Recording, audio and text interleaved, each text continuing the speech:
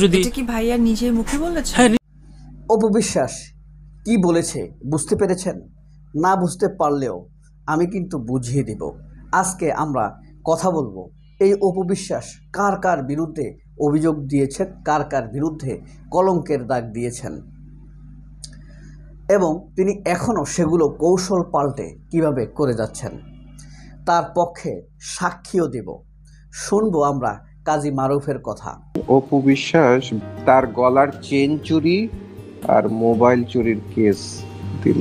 আমি সেই সময় অপু বিশ্বাস এই যে কথাটি বলেছেন সে কথাটির তো ব্যাখ্যা দিবই, সামনে আরও বলবো এই বিষয়ে অপু বিশ্বাস পরিপূর্ণভাবে কি বলেছেন, কাজী হায়াত কি বলেছেন, কাজী হায়াতের পুত্র মারুফ কি বলেছেন এবং সাক্ষী হিসাবে আছে তখনকার সহকারী পরিচালক, সে কি বলছে এবং অপু বিশ্বাস আরও বিস্তারিতভাবে কি বলেছেন সে বিষয়েও আমরা কথা বলবো। এই যে অপু বিশ্বাস যে কথাটি বলেছেন, এই কথাটি কি আপনারা বুঝতে পেরেছেন?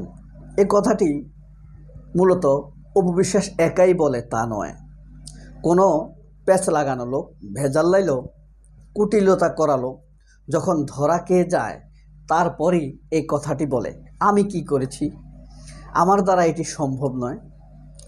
এই অভিযোগ কি উনি নিজেই করেছেন? মনে হয় কোথাও ভুল হচ্ছে।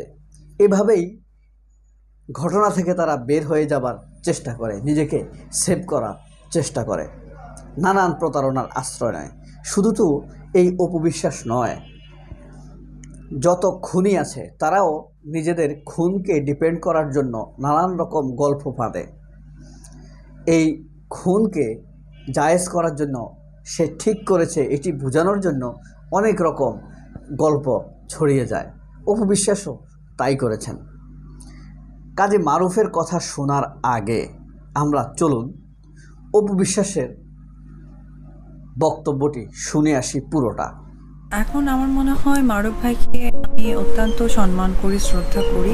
মারুফ ভাই এটা কেন বললেন আমি জানি না, কারণ উনি আমার অনেক বেশি সিনিয়র, অনেক আগে এসছেন। যখন উনি ইতিহাস সিনেমা করেছেন তখন তো আমি সিনেমার কোনো পর্দার আশপাশেও ছিলাম না, এবং হায়াত আঙ্কেল এত বড় মাপের একজন ডিরেক্টর, তো আমি তার কোনো আশপাশেই ছিলাম না। কিন্তু তার কেরিয়ার তো আমার আগে শুরু হয়েছে, তো আমি কোথায় থেকে তার কেরিয়ার নিয়ে টানাটানি করলাম। আর বাই দ্য ওয়ে ওনারা এত ভালো একটা ব্যাকগ্রাউন্ডের মানুষ, ওনাদেরকে আমি চুরির কথা বলবো? আমার মনে হয় ভাইয়ার কোনো ইনফরমেশনে ভুল হয়েছে।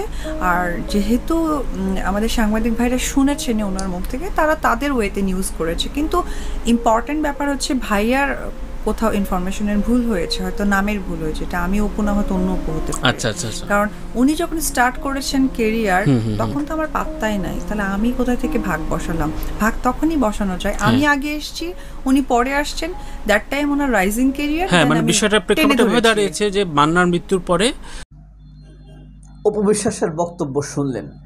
অপু বিশ্বাস এই ঘটনার সাথে পাঁচে কিছুই জানেন না, জীবনে কাঁটাওয়ালা কোনো মাছ খাননি, দুই এক টুকরা পাঙ্গাস খেয়েছেন কিনা সেটি দেখার বিষয়, সবসময় সবজি খান, নিরামিষ ভোজী। আর মারুফের ঘটনার ব্যাপারে তা জানার প্রশ্নই আসে না। এ বিষয়ে আমরা সাক্ষীর কথা কি আগে শুনবো নাকি মারুফের কথা আগে শুনবো? মারুফের কথা রেকর্ড তো আছেই, আসুন আমরা সাক্ষীর কথাটা শুনি। সাক্ষী কি বলে? আমি ছিলাম 3 নম্বর আসামি। এখানে মামলা করা হয়েছিল অপু বিশ্বাসের পক্ষ থেকে 3টি মামলা। একটি হচ্ছে হলো অপহরণ মামলা, একটি হলো ধর্ষণ মামলা, আরেকটি হলো ছিনতাই মামলা, আমি যতটুকু জানি আর কি।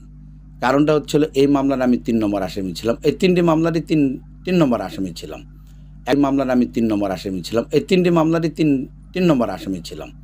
1 নম্বর আসামি ছিলেন আমার গুরু, যাকে আমি গুরু বলি, কাজী হায়াত। 2 নম্বর আসামি ছিলেন কাজী মারুফ। 3 নম্বর আসামি ছিলাম আমি, রবিউল ইসলাম রাজ।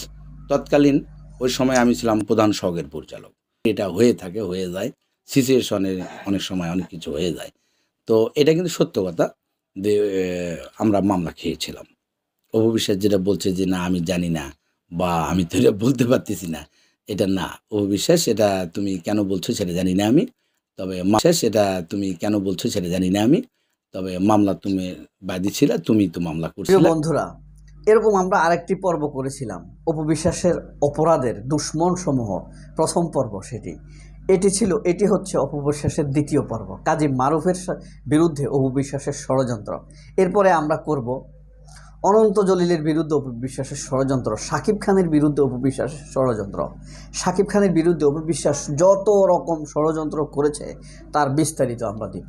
অপবিশ্বাসের ষড়যন্ত্রগুলো, অপরাধগুলোর, অপবিশ্বাস যাদের সাথে দুশ্মনী করেছে প্রমাণসহ তাদের বিরুদ্ধে আমরা ধারাবাহিক পর্বগুলো করছি।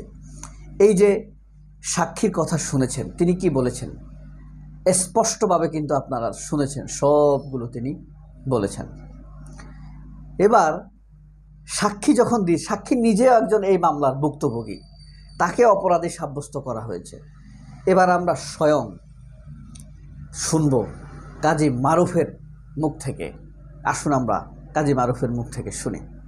পরের দিন আমাকে তার গলার চেন চুরি আর মোবাইল চুরির কেস দিল।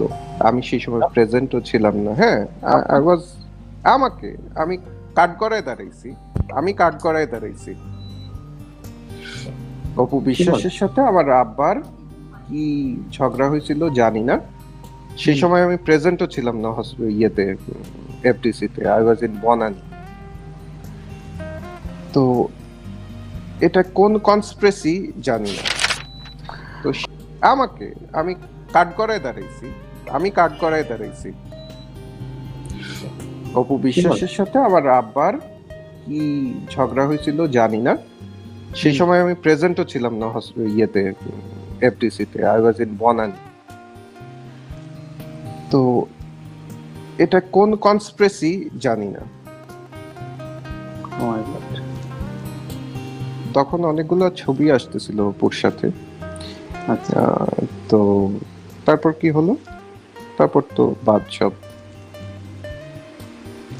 একটা মানুষের কাজ করতে গেলে ছবি লাগে। কিন্তু শুনতে পেরেছেন, কাজী মারুফ বলেছেন নিজে তিনি ভুক্তভোগী, কাঠগড়ায় দাঁড়িয়েছেন, অথচ সেই ঘটনার সাথে তার কোনো সংশ্লিষ্টতা নাই। এমনকি ওই ঘটনার যেখানে সংগঠিত হয়েছে, ষড়যন্ত্র যেখানে উপবিশ্বাস করেছেন, সেখানে কাজী হায়াত উপস্থিতি ছিলেন না, কাজী মারুফ উপস্থিত ছিলেন না।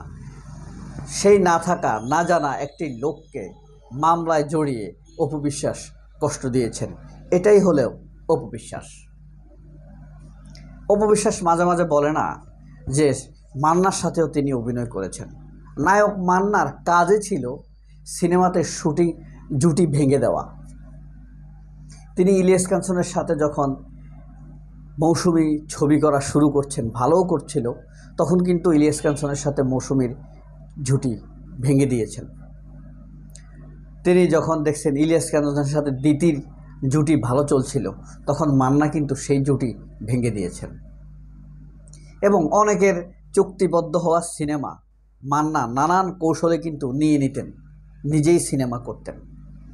এরকম অসংখ্য কাজ মান্না করেছেন। সময় সুযোগ পেলে একটি পর্ব করব। আমি জানি মান্নার অনেক ভক্ত আছে, তারা রাগও করতে পারে, কিন্তু এই কাজগুলো উপরে ওঠার সিঁড়ি হিসাবে মান্না কিন্তু করতেন। জুটি ভেঙে দিয়ে সেই হিট নায়িকাকে নিজের সাথে ছবি করতেন, বিভিন্ন ছল ছাতুরি যে কোনোভাবে তিনি সেটা সাকসেস করতেন। এটা শাবনূরের সাথেও তিনি করেছেন। এমনকি অন্যের চুক্তিবদ্ধ হওয়া সিনেমাও তিনি নিজে নিয়ে এসেছেন, পরিচালক প্রযোজকের সাথে কথা বলে, প্রয়োজনে বাকিতে করেছেন। তবুও তিনি, এতে কি হলো, নিজের ঝুলিতে সিনেমার সংখ্যা বাড়ল। ওই নায়ক সাডেনলি স্টাক হয়ে গেল, ভাবতে ভাবতে তার 2 মাস চলে যাবে, কেন সে বাদ পড়েছিল, তার ক্যারিয়ারে একটি মাইনাস পয়েন্ট পড়বে। অন্য পরিচালকরা ভাববে কোনো সমস্যা থাকার কারণে তাকে সিনেমা থেকে বাদ দেওয়া হয়েছে। অর্থাৎ তার প্রতিদ্বন্দ্বী নায়ককে তিনি ডাউন দিতে পারতেন বিভিন্নভাবে। এভাবেই তিনি ফিল্ম পলিটিক্স করতেন। সেই অপবিশ্বাসের মতোই, ওই মান্নার মতোই অপবিশ্বাস আরেক ধাপ এগিয়ে মামলা হামলা দিয়েও তিনি অন্যের বিরুদ্ধে এভাবে কাজ করতেন। মারুফের বিরুদ্ধে অপবিশ্বাস কার প্ররোচনায় মামলা দিয়েছেন জানেন? ওনার প্ররোচনায় মামলা দিয়েছেন, যদিও এটা বলা ঠিক না আপাতত। অপবিশ্বাস কিন্তু ষড়যন্ত্রের একটা গুটি, ষড়যন্ত্রের একটি ফ্যাক্টরি। মিশা সওদাগরকে আমি একটি বিষয়ে অন্তত ধন্যবাদ জানাই, সে স্ট্রং থাকার কারণে নায়িকা শাবানার গায়ে বদনামটি অপু বিশ্বাস দিতে পারেনি, কলঙ্কটি দিতে পারেনি। কত কুৎসিত, নোংরা, হীনমন্য আর হিংসুটে হলে শাবানার মতো নায়িকার বিরুদ্ধে, নায়িকার গায়ে, জনগণ মনোনন্দিত নায়িকা শাবানার গায়ে কলঙ্ক দেবার চেষ্টা করতে পারে এই অপু বিশ্বাস। চিনে রাখবেন। সবাই অনেক ভালো থাকবেন। আল্লাহ হাফেজ। আসসালামু আলাইকুম।